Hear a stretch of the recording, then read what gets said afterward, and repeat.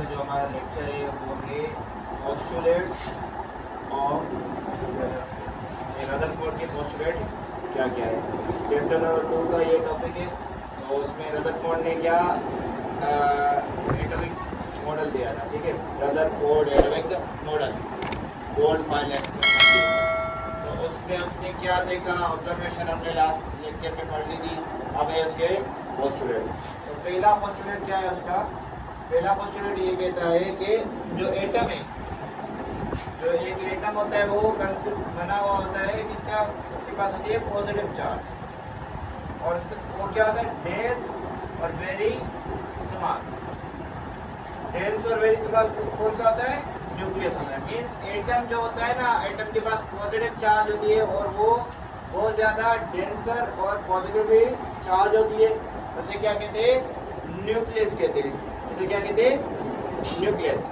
और न्यूक्लियस के अंदर क्या होता है? दो चीजें होती है, एक होता है प्रोटॉन, एक होता है एक नहीं, प्रोटॉन और न्यूट्रॉन होते हैं। किसी किसी में एक हो, किसी में 5 हो, किसी में 10 हो।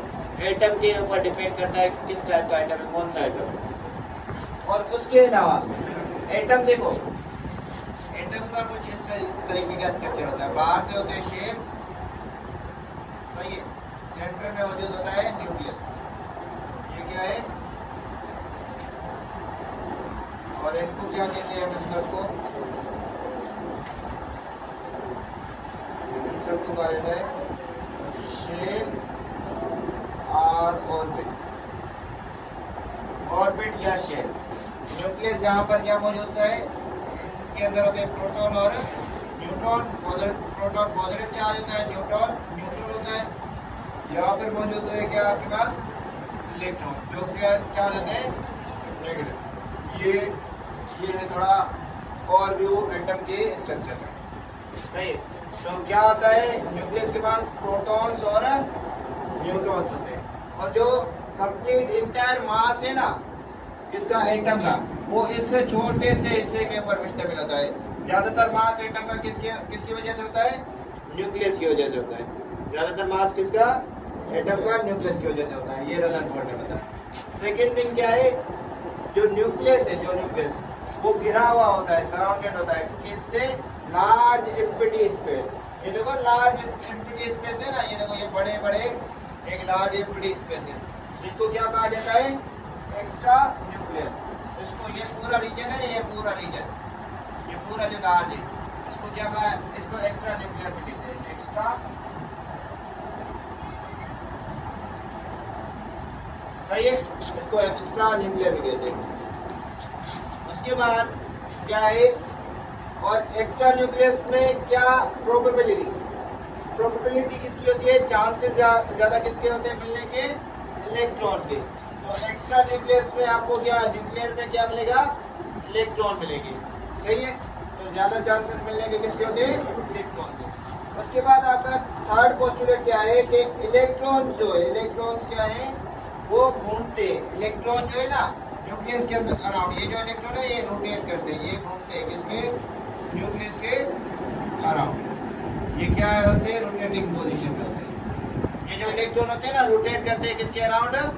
न्यूक्लियस के अराउंड, सही है। विद हाई स्पीड, इनकी जो स्पीड होती है बहुत ज्यादा होती है। इनकी स्पीड क्या होती है? बहुत ज्यादा।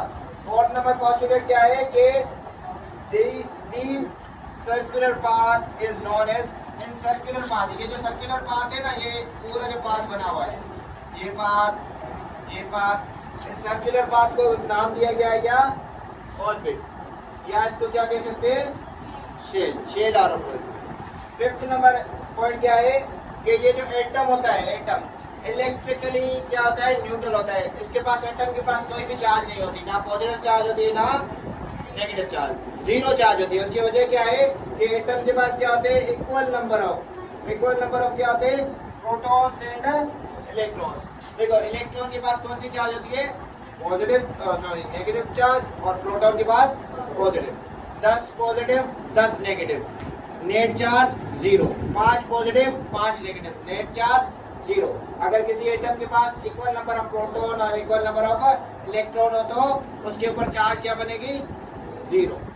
अगर अनइक्वल नंबर हो गए तो उसके ऊपर कोई ना कोई चार्ज आएगी। लास्ट एंड फाइनल पोस्टुलेट के द साइज ऑफ क्या atom, size of atom, sorry atom नहीं आएगा यहाँ क्या आएगा, न्यूक्लियस आएगा।